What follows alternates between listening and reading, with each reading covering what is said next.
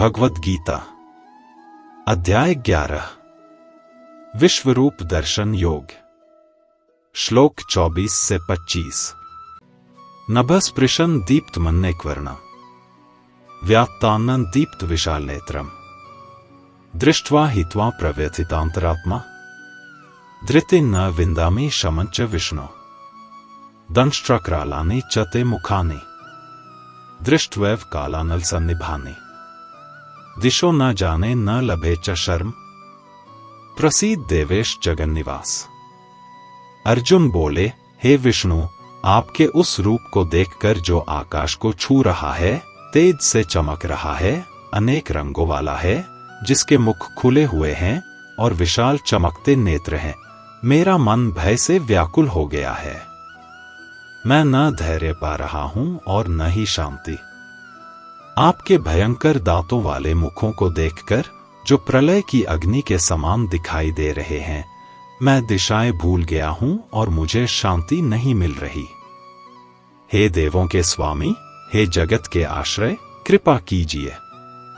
अब अर्जुन का अनुभव बहुत गहरा और अत्यंत तीव्र हो जाता है। वे श्री कृष्ण के उस असीम रूप को देखते हैं जो मानो पूरे आकाश को छू रहा है। वह तेज से चमक रहा है, अनगिनत रंगों से भरा हुआ है और उसके विशाल नेत्र अग्नि की तरह प्रज्वलित दिखाई देते हैं। यह अब केवल एक सुंदर दर्शन नहीं रहा, बल्कि इतना विशाल और प्रबल अनुभव बन गया है कि अर्जुन का मन भीतर से कांप उठता है।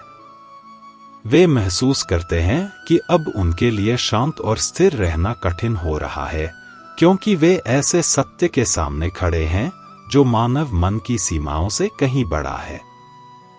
अनंत का सच्चा अनुभव हमारी सीमाओं को तोड़ देता है। फिर श्री कृष्ण का विश्व रूप और भी गहरा रूप दिखाने लगता है। अब वह केवल महान और तेजस्वी नहीं दिखाई देता, बल्कि उसमें विनाश की शक्ति भी स्पष्ट दिखाई देने लगती है। उनके मुख ऐसे प्रतीत होते हैं मानो प्रलय की अग्नि सब कुछ अपने भीतर समेट रही हो। यह दृश्य देखकर अर्जुन पूरी तरह व्याकुल हो जाते हैं। उन्हें दिशाएं भी समझ नहीं आती और मन को कहीं शांति नहीं मिलती।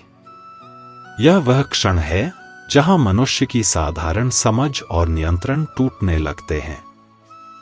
अनंत के सामने अहंकार टिक नहीं पाता और तब अर्जुन वही करते हैं जो सबसे स्वाभाविक है। वे भगवान से प्रार्थना करते हैं और कहते हैं, हे प्रभु, कृपा कीजिए। मनुष्य सबसे अधिक डरता है नियंत्रण खोने से और अज्ञात का सामना करने से, लेकिन विनाश भी उसी दिव्य व्यवस्था का एक भाग है। भगवान श्री कृष्ण को पूर्ण रूप से देखना मतलब यह समझना है कि आरंभ और अंत दोनों उसी एक शाश्वत सत्य में स्थित हैं।